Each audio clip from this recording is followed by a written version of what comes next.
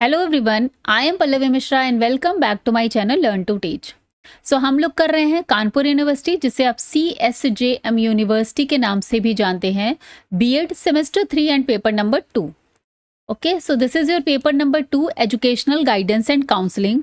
Other universities जहां पर आपका पेपर है educational guidance and counselling, so पूरा कंटेंट आपके लिए भी इक्वली बेनिफिशियल है। ओके, इसमें हम लोग कर रहे हैं गाइडेंस सर्विसेज, और लास्ट क्लास में हमने जो है 2 गाइडेंस सर्विसेज कर ली हैं, information service and inventory service. ठीक है, आज हम लोग करने वाले हैं प्लेसमेंट सर्विसेज, और अदर जो सर्विसेज हैं उनको भी यहाँ पर आज करेंगे। This is your class number 6। इसमें यूनिट 2 चल रही है और 5 क्लासेस हो चुकी हैं सब पेपर की, तो आप लोग उसको भी देखेंगे। वीडियो का लिंक मैं डिस्क्रिप्शन बॉक्स में ऐड कर दूंगी, जो भी प्लेलिस्ट का लिंक है। ओके, सो वीडियो स्टार्ट करने से पहले एक रिक्वेस्ट करूंगी, प्लीज़ अगर आप लोग वीडियोस को देखते हैं, आपको अच्छे लग रहे हैं, आपको समझ में आ रहे हैं, हेल्पफुल हैं, तो चैनल को लाइक किया करिए, कमेंट किया करिए। मुझे भी उससे मोटिवेशन और इनकरेजमेंट मिलता है आप लोगों के लिए ज़्यादा से ज़्यादा यूज़फुल वीडियोज़ बनाने के लिए। एक छोटी सी इन्फॉर्मेशन भी देना चाहूँगी, जो लोग नए हैं इस चैनल से जुड़े हैं, कि यहाँ पर आपको बीएड सेमेस्टर 3 के कंप्लीट नोट्स भी प्रोवाइड कराती हूँ। नंबर है यहाँ पर 7208053840। तो इस नंबर पर आप मैसेज करके, व्हाट्सएप करके मुझसे English medium students, okay, English medium students के लिए ये पेड नोट्स हैं, बहुत ही मिनिमम फीस है। आप चैनल पर रिव्यूज़ भी देख सकते हैं, बहुत सारे लोगों ने last time paid notes purchase किए थे और उनको बहुत ही उससे हेल्प मिली है, उन्होंने बहुत अच्छे मार्क्स भी स्कोर किए हैं। ठीक है, तो रिव्यूज़ एंड ऑल आप जाके चैनल पर देख सकते हैं। चलिए वीडियो स्टार्ट करते हैं। इस पूरा कंटेंट हमारा इंग्लिश में रहता है, आप देख रहे हैं, बट आपको जो मैं एक्सप्लेनेशन है बोथ हिंदी एंड इंग्लिश करती हूँ। ठीक है, तो जो लोग हिंदी और इंग्लिश मिक्स लिखते हैं, क्योंकि इंग्लिश मीडियम वाले तो इंग्लिश में ही पूरा कंटेंट लिखेंगे, लेकिन अगर आपने हिंदी मीडियम चूज़ किया है ही पेपर लैंग्वेज, तो आप हिंदी और इंग्लिश मिक्स लिख सकते हैं, उसमें कोई प्रॉब्लम नहीं है। सो उनके लिए भी इक्वली बेनिफिशियल है। ओके, सो चलिए आज हम लोग करने वाले हैं प्लेसमेंट सर्विस। तो गाइडेंस सर्विसेज क्या होती थी, जैसा कि हमने पहले की वीडियोस में डिस्कस किया है कि गाइडेंस एक काइंड ऑफ हेल्प है। ठीक है, वो जो आप अपने जो बड़ों से, अपने टीचर से, अपने फैमिली मेम्बर से, अपने नेबर से, जो भी एक्सपीरियंस्ड पर्सन है आपसे, आप उससे काइंड ऑफ हेल्प या सपोर्ट या सलाह लेते हैं, किसी तरह की इंफॉर्मेशन लेते हैं। ये सारी चीज़ें किस में आती हैं, गाइडेंस में आती हैं। ओके, अब प्लेसमेंट सर्विस देखिए, ये सारी जितना हमने पढ़ा, information service, inventory service, placement service, तो अभी ये सर्विसेज जो है, इनके नाम से जब आपको सब्जेक्टिव कंटेंट लिखना होता है तो आप कैसे लिखेंगे, हम लोग इसी को इसमें पढ़ रहे हैं। सब्जेक्टिव पेपर होता है, आपने फर्स्ट सेमेस्टर में पेपर दिया है, तो आपको एग्जैक्टली पता है कि फॉर्मेट कैसा रहता है। ठीक है, सो प्लेसमेंट, जैसा कि नाम समझ में आ रहा है, प्लेसमेंट का मतलब जॉब में जो आपको, जब आप कोई कोर्स करते हैं तो उसके बाद आपका जो प्लेसमेंट होता है, आपकी जहाँ भी आपको जॉब के लिए, एम्प्लॉयमेंट के लिए अपॉर्चुनिटीज़ मिलती हैं। ठीक है, उसको हम लोग बोलेंगे प्लेसमेंट। अब प्लेसमेंट सर्विसेज गाइडेंस सर्विस में आप कैसे इसको समझेंगे, लिखेंगे, उसको देखते हैं। Placement service refers to the process of assisting students और job seekers in finding suitable employment opportunities based on their skills, qualifications and interest. Clear, देखिए कितना इजीली लैंग्वेज में यहाँ पर चीज़ें एक्सप्लेन्ड हैं कि प्लेसमेंट सर्विस किस सर्विस को बोलेंगे, जहाँ पर स्टूडेंट्स को या जॉब, जिनको इन्होंने अपना ग्रेजुएशन कंप्लीट कर लिया है या पोस्ट ग्रेजुएशन कंप्लीट कर लिया है या किसी तरह की प्रोफेशनल डिग्री ले ली है, तो वो कैसे अपने लिए जॉब फाइंड आउट कर सकते हैं according to their qualification, their skills, their interest. So इस तरह का जो गाइडेंस प्रोवाइड कराती है, उसको हम लोग बोलते हैं placement guidance service. Okay, It connects individual with potential employers for internships, training और permanent jobs। ठीक है, तो यहाँ पर प्लेसमेंट सर्विसेज में आपके जो आ जाएंगे, जो इंडिविजुअल को उनके एम्प्लॉयर, जो एम्प्लॉय दे रहा है, उनसे कनेक्ट करते हैं इंटर्नशिप के लिए, ट्रेनिंग के लिए या परमानेंट जॉब अपॉर्चुनिटीज़ के लिए भी वो रेफर करते हैं। ठीक है, helps student to find appropriate educational और vocational placement in institutions, internship और job based on their abilities and goal. तो उन्हें हम लोग बोलते हैं प्लेसमेंट सर्विसेज। क्लियर हो गया? तो यहाँ से हमने डेफिनेशन, मीनिंग जो है प्लेसमेंट सर्विसेज का, वो समझ लिया है। तो एग्जाम्पल के तौर पे हम लोग समझ सकते हैं, जैसे Naukri.com। तो वो भी एक kind of placement service he provide करा रही है, ठीक है। जहाँ पर आप अपना कैंडिडेट जो है अपना रिज्यूम एंड ऑल अपडेट करता है, अगर उसके क्वालिफिकेशन स्किल्स के अकॉर्डिंग जो है जॉब वैकेंसी निकलती है तो दे इन्फॉर्म करते हैं, दे विल इन्फॉर्म, ठीक है। तो naukri.com है, एडिको इंडिया है, ऑनलाइन जो प्लेसमेंट सर्विसेज हैं वहाँ से भी आपको उसमें हेल्प मिलती है। Okay, now coming to the next, objectives इसके क्या होते हैं। Guide students in choosing right course, training और जॉब रोल्स, ठीक है। तो इसका पहला ऑब्जेक्टिव क्या हो जाएगा कि बच्चों को या स्टूडेंट्स को हेल्प करते हैं कि वो राइट कोर्स को चूज़ कर सकें या ट्रेनिंग सही डायरेक्शन में करें, जिससे वो जो भी जॉब जिस भी फील्ड में अपना करियर बनाना चाहते हैं तो वहाँ पर उनको हेल्प मिल जाए। इसके अलावा help them transition from education to work life, और साथ में क्योंकि स्टूडेंट्स पहले एजुकेशन में हैं और उसके बाद वो वर्क लाइफ में जा रहे हैं तो वहाँ पर उनको उस ट्रांजिशन में भी हेल्प प्रोवाइड करवाते हैं placement services. Okay, now next आते हैं definition by Brewer. Placement is the service of guidance which helps the individual to secure an appropriate educational or occupational position.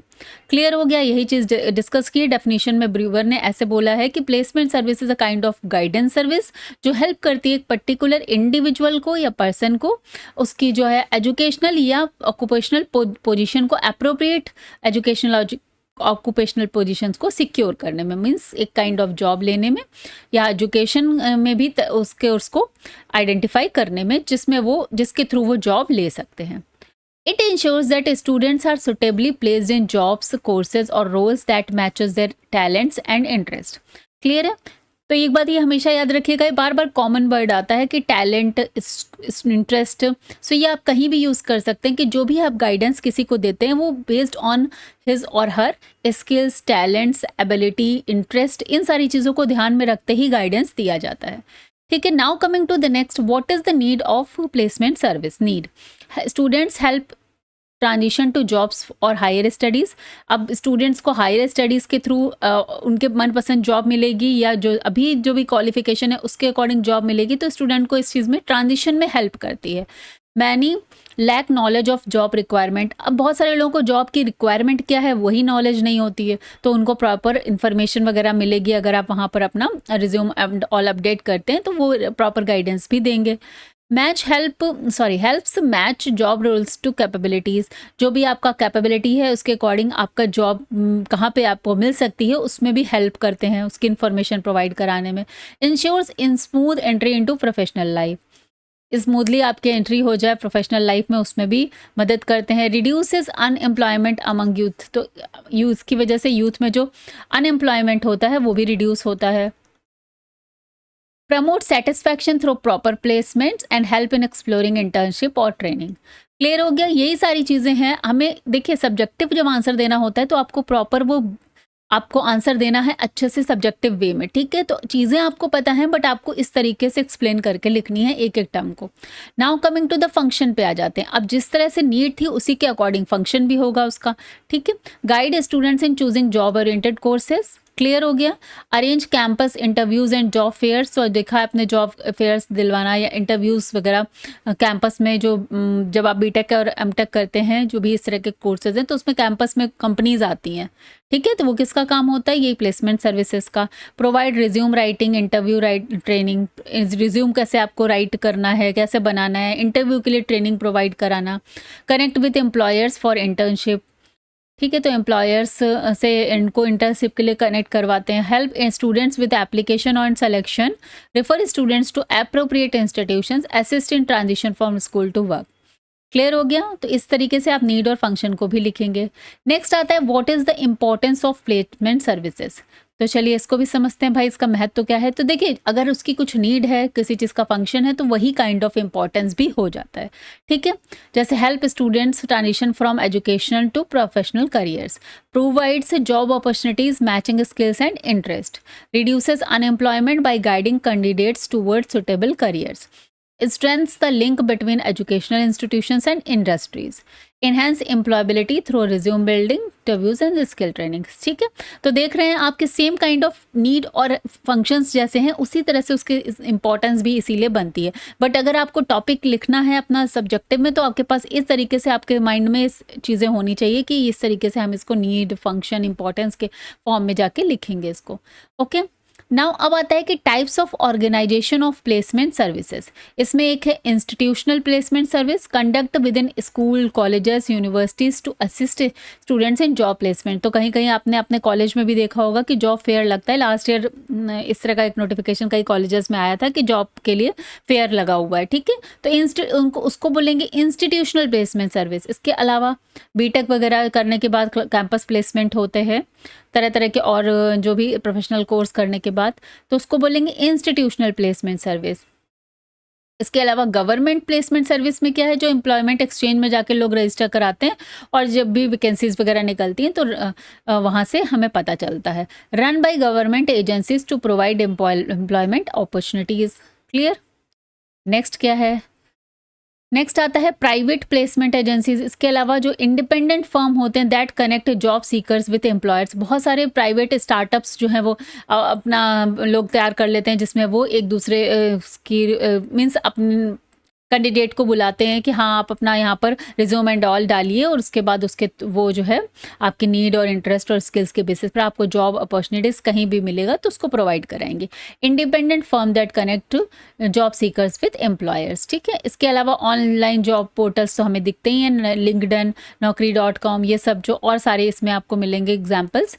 Digital platform like LinkedIn, naukri.com यहाँ पर लिख लीजिए, and Indeed that facilitate job search, okay. इसके अलावा recruitment fairs and campus drive, तो events where multiple companies recruit candidates directly, ठीक है। तो इस तरीके से आप लिख सकते हैं इसके जो टाइप्स ऑफ और प्लेसमेंट सर्विसेज हैं। एग्जाम्पल के तौर पे लिखना है a college placement cell helping final year students get placed in teaching jobs और अपियरिंग फॉर कॉम्पिटिटिव एग्जाम्स, ठीक है। सो आई होप कि ये चीज़ क्लियर हो गई। प्लेसमेंट सर्विसेज, क्वेश्चन देखिए इन सर्विसेज पे 2 से 3 सर्विसेज पर क्वेश्चन हर बार आता है, आपको देखने को मिलेगा इस बार भी। लॉन्ग और शॉर्ट किसी में भी आ सकता है। चलिए हम लोग देखते हैं, नेक्स्ट है हमारी फॉलो अप सर्विस। इसको देखिए नाम से ही समझ में आ रहा है फॉलो अप सर्विस है। अब इसको आपको सब्जेक्टिव कंटेंट में कैसे लिखना है, क्या होती है, मीनिंग, ऑब्जेक्टिव्स, वो सब हम समझेंगे। This service involves checking the progress and adjustment of students after guidance और प्लेसमेंट हैज बीन प्रोवाइडेड। अब अगर हमने किसी तरह का गाइडेंस, प्लेसमेंट इंफॉर्मेशन कैंडिडेट को प्रोवाइड करा दी है, स्पेशली एजुकेशनल गाइडेंस की यहाँ हम लोग पढ़ रहे हैं तो स्टूडेंट्स की ही बात करेंगे।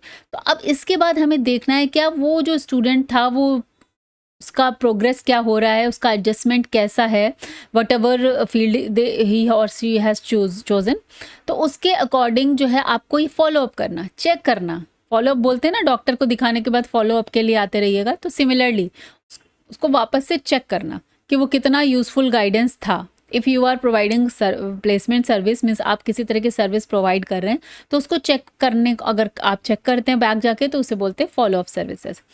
ऑब्जेक्टिव क्या है, evaluate the effectiveness of the guidance provided. तो बेसिकली किस लिए किया जाएगा, जिससे हमने जो भी गाइडेंस दिया है या जो भी गाइडेंस मिला है वो कितना इफेक्टिव रहा है, ठीक है। उसके बेसिस पर ही जो अगर सर्विसेज हैं, कंपनीज हैं, तो वो डेटा भी तो तैयार करेंगे ना कि उन्होंने जो भी अपना जो काम किया है वो कितना इफेक्टिव रहा है। ऑफर कंटिन्यूड हेल्प और modify the earlier decision if needed. अब इसी तरीके से अगर उनको लग रहा है कि हाँ उन्होंने जो गाइडेंस था वो इफेक्टिव रहा, सही डायरेक्शन में रहा जिसको भी दिया है, तो उसी तरह की कंटिन्यूस हेल्प वो और लोगों को भी प्रोवाइड कराएंगे। बट अगर उनको लग रहा है कि नहीं यहाँ पर कुछ चेंजेस की ज़रूरत है, ये उतना इफेक्टिव नहीं रहा जितना हमने सोचा था, तो फिर वहाँ पर आप मॉडिफाई करते हैं अपने प्रीवियस डिसीजंस को। क्लियर हो गया। चलिए डेफिनेशन बाय स्ट्रैंग ने डेफिनेशन दी थी, follow up service is the evaluation of guidance outcomes through feedback from student to determine the effectiveness of previous guidance intervention. यही हमने अभी समझा है कि जो भी फीडबैक ऑन ऑल मिलते हैं उसके बेसिस पर कि जो भी गाइडेंस दिया गया है वो कितना यूजफुल रहा है, अदरवाइज अगर चेंज की ज़रूरत है तो हम चेंज भी करेंगे। This help in checking the results of earlier guidance or placement decisions and improving future services. On the basis of that आप अपने जो future के services हैं उनको भी improve कर सकते हैं, जो भी आपका feedback मिलेगा। Clear? अब इसी को आपको नीड, इम्पोर्टेंस, फंक्शंस वगैरह में लिखना होता है, तो देखते हैं। नीड क्या है? स्टूडेंट में face issues even after guidance. तो कभी कभी हो सकता है कि गाइडेंस वगैरह मिला है लेकिन फिर भी कहीं ना कहीं स्टूडेंट को कोई दिक्कत आ रही है, तो उसकी ज़रूरत है यहाँ पर उसको फॉलोअप के। Guidance effectiveness need monitoring, monitor करने की ज़रूरत है जो भी गाइडेंस हमने दिया वो कितना इफेक्टिव रहा है। Early mistakes in placements must be corrected, और जो भी प्लेसमेंट एंड ऑल प्रोवाइड कराया गया है, इन्फॉर्मेशन सर्विस, कोई भी तरह की सर्विस प्रोवाइड की रह गई है, अगर उसमें कोई मिस्टेक है तो उसका फिर करेक्ट किया जाए। चेंजिंग कंडीशंस में रिक्वायर एडजस्टमेंट, या फिर उसको जो है कंडीशंस को चेंज करके एडजस्टमेंट किया जाए, जो भी रिक्वायरमेंट है एडजस्टमेंट के लिए। Encourages sustainable development, sustain development, तो ये एक तरह से सस्टेन डेवलपमेंट की जो भी हम गाइडेंस सर्विस प्रोवाइड करा रहे हैं वो सही तरीके से होने चाहिए, उसके लिए इनकरेज करता है। Useful for feedback and improvement, feedback भी लेता है और साथ में इम्प्रूवमेंट के लिए भी इम्पॉर्टेंट हो जाती है। प्रिवेंट लॉन्ग टर्म फेल्योर और फ्रस्ट्रेशन, तो इसकी वजह से जो अगर मान लीजिए अगर आपने कोई चीज़ सर्विस प्रोवाइड कराई है, कोई गाइडेंस दिया है, कोई जॉब अपॉर्चुनिटीज़ किसी को प्रोवाइड की है, बट वो उसमें वो सक्सेसफुल नहीं हो पा रहा है वो बंदा, तो दिस मीन्स ये लॉन्ग टर्म फेल्योर हो जाएगा। तो अगर हम वहाँ पर फॉलो अप सर्विस करेंगे तो हम अपनी उस गलती को वापस से सुधार सकते हैं। ठीक है। इंपॉर्टेंस में क्या आ जाएगा? अगेन सेम ही, उससे मिलता जुलता रहेगा। Ensures student is doing well post guidance, after guidance ensure करता है इस चीज़ को कि स्टूडेंट सही कर रहा है कि नहीं कर रहा है। Build trust in the guidance process, और गाइडेंस प्रोसेस में एक तरह का ट्रस्ट भी डेवलप होता है। Improves quality of services based on result, quality service की जो क्वालिटी है उसको भी इम्प्रूव कर सकते हैं जो भी आपको रिजल्ट मिल रहे हैं उसके बेसिस पर। कीप कॉन्टैक्ट विद एलुमनी और प्लेस्ड स्टूडेंट्स, तो क्या होते हैं हम लोग देखते हैं आजकल कितनी जो भी कंपनीज हैं तरह तरह का अगर आपको सर्विस प्रोवाइड कराते हैं तो उसके बाद एक फीडबैक फॉर्म ज़रूर मांगते हैं। तो वो फीडबैक फॉर्म इसीलिए होता है जैसे कि अगर आप किसी तरह का उसमें लिखेंगे कि आपको इसमें दिक्कत आई तो वो उसको क्रॉस चेक करेंगे और फिर आगे जाके उसमें इम्प्रूव करने की कोशिश करेंगे। Makes guidance dynamic and evolving, तो यहाँ से गाइडेंस क्या हो जाता है, एक फिक्स्ड प्रोसेस नहीं है, बेस्ड ऑन द जो आपका रिजल्ट है उसके बेसिस पे अगर वो कुछ गलत आ रहा है, इफेक्टिव नहीं आ रहा है तो हम उसे चेंज भी करेंगे। Help correct wrong choices in time, तो अगर कोई रॉन्ग चॉइस हुई है तो उसको करेक्शन भी होगा।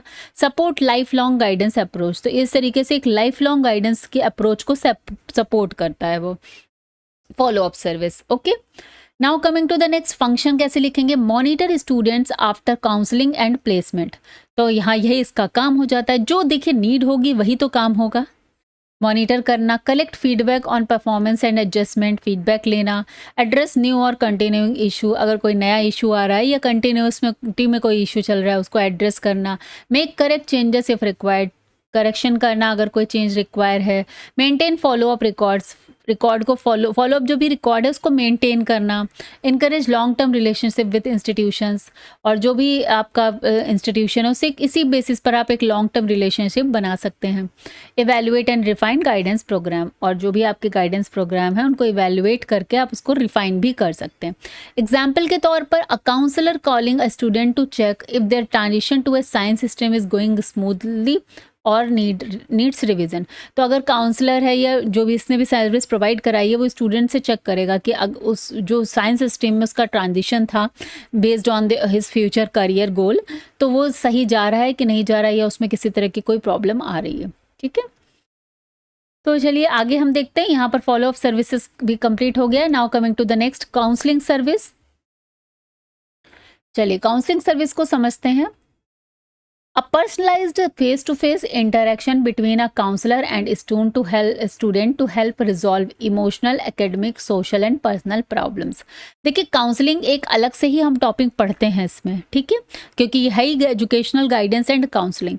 तो काउंसलिंग क्या होती है, जैसा कि अभी हमने स्टार्टिंग में के क्लासेस में डिस्कस किया है कि गाइडेंस एक तरह की वो सर्विस है जो आप किसी भी मोर देन नॉलेजेबल पर्सन से आप ले सकते हैं, ठीक है। लेकिन काउंसलिंग हमेशा हम प्रोफेशनल से ही लेते हैं जिसने प्रॉपर साइकोलॉजी में या इस तरह की कोर्स किया हुआ है, जैसे बोलते हैं ना मैरिज काउंसलर या रेमेडियल टीचिंग के लिए जो उससे पहले साइकोलॉजी साइकेट्रिस्ट के पास जाते हैं तो वो एक तरह की काउंसलिंग ही करते हैं। अगर कोई पर्सन जो है वो इमोशनल ट्रॉमा से गुजर रहा है या किसी तरह का डिप्रेशन में है तो ये सब लोग को हम साइकेट्रिस्ट के पास ले जाते हैं, तो वो एक काइंड ऑफ काउंसलर होते हैं जो ट्रेंड होते हैं, प्रोफेशनल होते हैं, ठीक है। तो ये एक पर्सनलाइज जो है आपका इंटरेक्शन होता है face to face between counsellor and student, ठीक है, जो आपका इमोशनल, एकेडमिक, सोशल, पर्सनल हर तरह की प्रॉब्लम को सॉल्व करने पे हेल्प करता है। Objectives, help student make responsible decision. तो यहाँ पर क्या होता है, ये इसमें क्या होता है, बच्चा जो है रिस्पॉन्सिबल डिसीजन ले सके। यहाँ पर आप उसको ये नहीं बोलते कि तुम ये नहीं करो, तुम ये नहीं करो, ये करना है। काउंसलर का काम होता है कि वो उसको उस लेवल के क्वेश्चन आंसर के थ्रू उस लेवल की थिंकिंग से जोड़े कि बच्चा खुद ही समझे कि हाँ मेरे लिए यही सही है। Okay, promote emotional wellbeing and adjustment and self confidence. तो most of the counselling service जो है उन लोगों को दी जाती है जिनके पास कुछ इमोशनल लेवल पर ज़्यादा, साइकोलॉजिकल लेवल पर उनके पास अगर कोई प्रॉब्लम है तो काउंसलिंग सर्विसेज वहाँ प्रोवाइड कराई जाती है mainly. Counselling is a series, देखिए कार्ल रोगरस की ये डेफिनेशन है, counselling is a series of direct contact with the individual which aims to offer him assisting in changing his attitudes and behaviour, ठीक है, kind of personal issues या personality, ठीक है, emotional level पर, psychological level पर। Counselling help students explore themselves, solve personal, emotional और academic issues with the help of a trend professional. तो यही मैंने बोला कि काउंसलिंग सर्विसेज जो है वो एक ट्रेंड प्रोफेशनल ही प्रोवाइड कराएगा जिसने साइकोलॉजी में या उसमें अच्छा खासा कोर्स कर रखा है, ठीक है। चलिए आगे देखते हैं।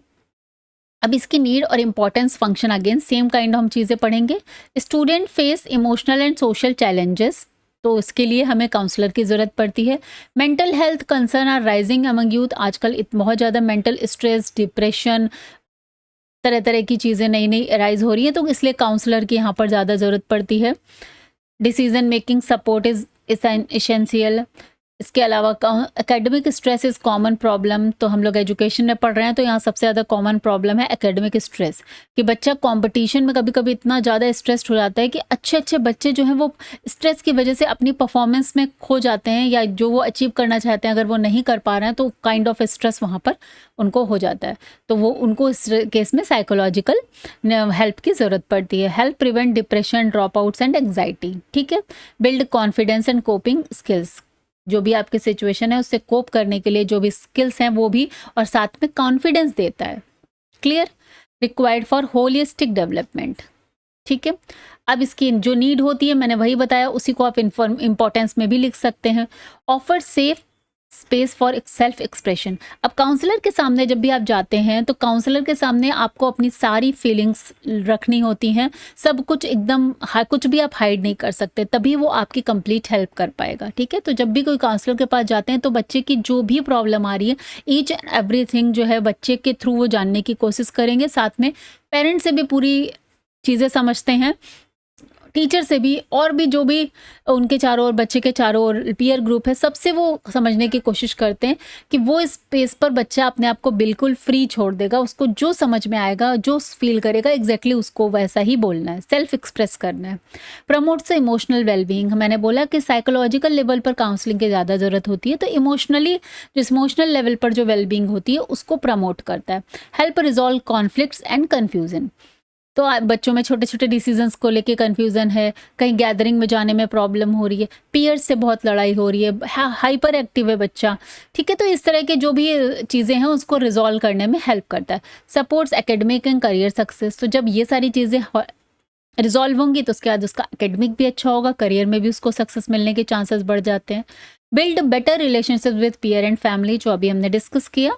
Improve students behaviour and attitude, तो साइकोलॉजिकल लेवल पे ट्रीट होगा तो वो बिहेवियर और एटीट्यूड को लेकर उस पर काम होगा।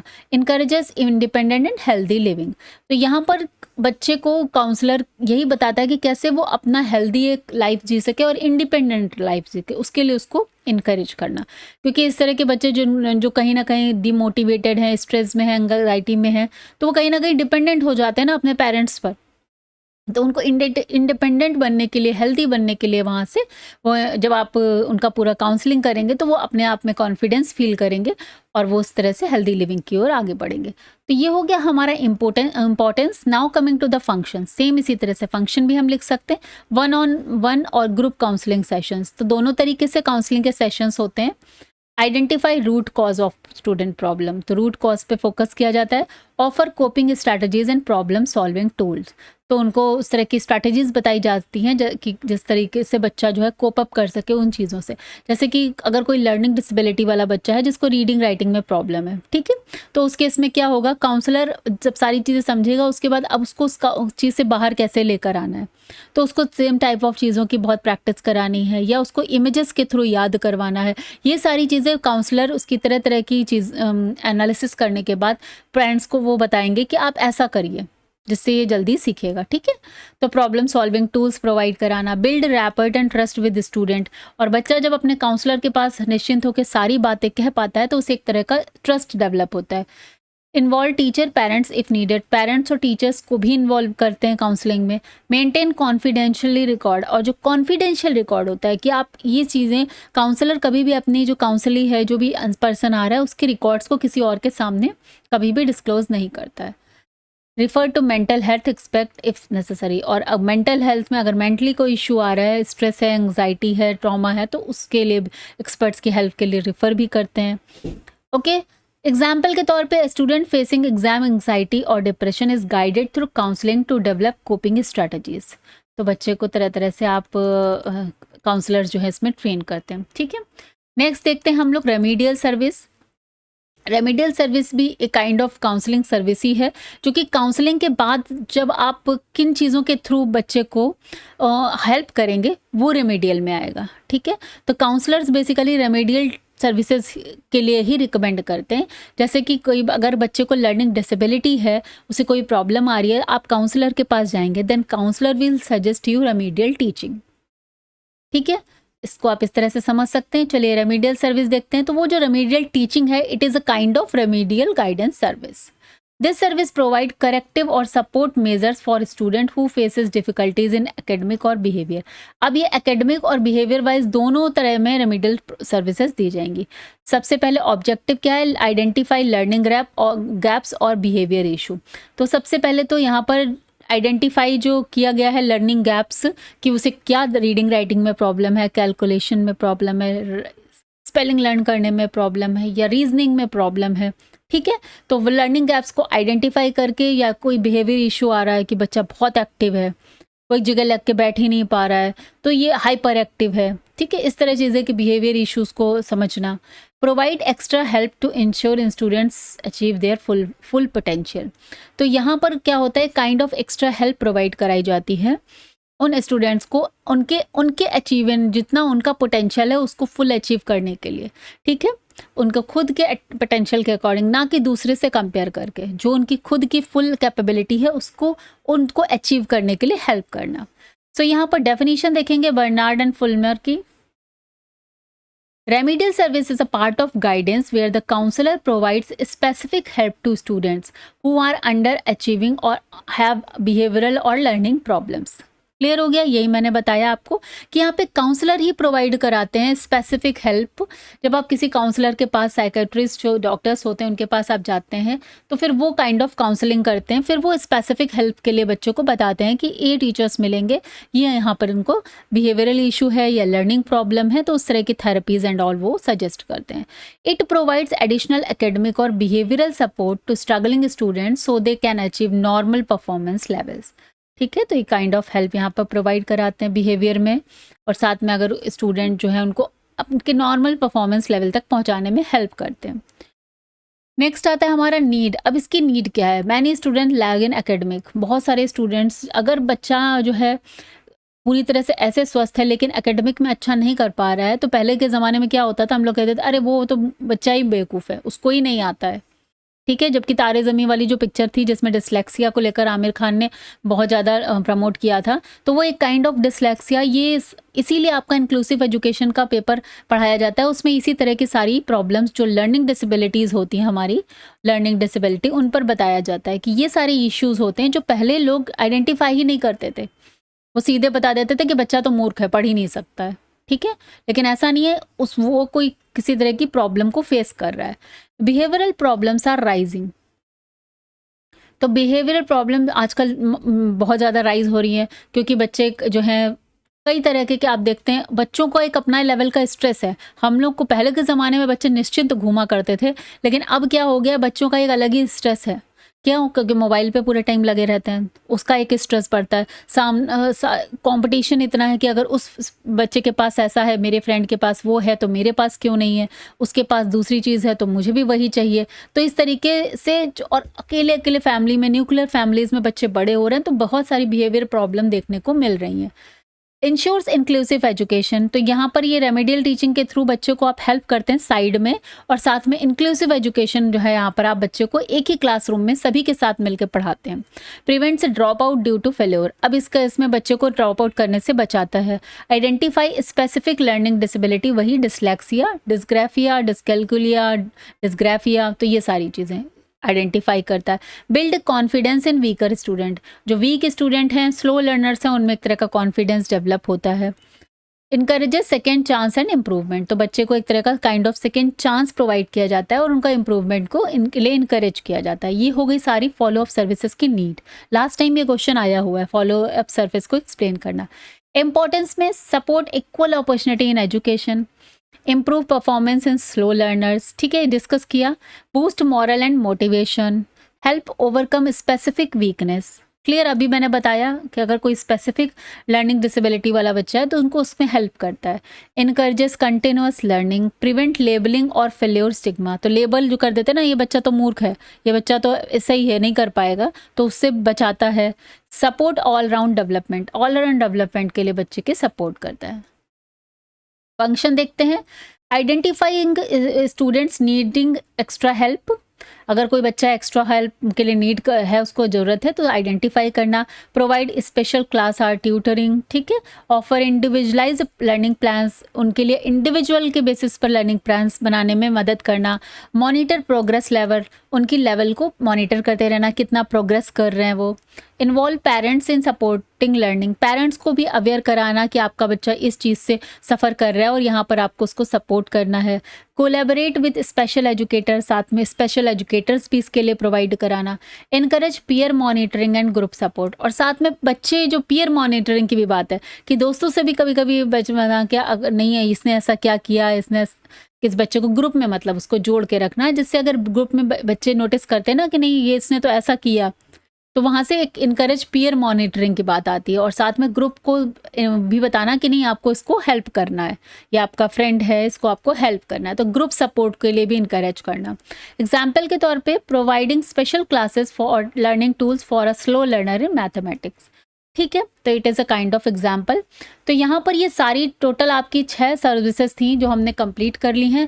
आपको इस बार भी इनसे 2 या 3 सर्विसेज से क्वेश्चंस देखने को मिलेंगे। आई होप कि चीज़ें क्लियर हो गई हैं। अगर आपको क्लास यूज़फुल लगती है तो प्लीज़ इसको लाइक और कमेंट ज़रूर करिएगा।